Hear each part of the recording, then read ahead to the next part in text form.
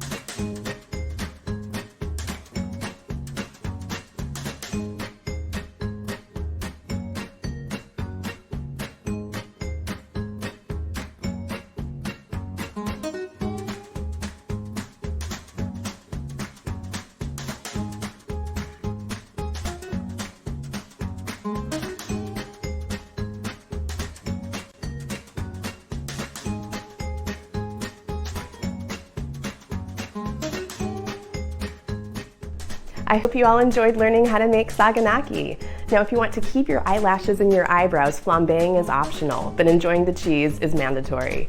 For more of my recipes, check out my website, mysweetgreek.com, and my other videos here. Thanks so much.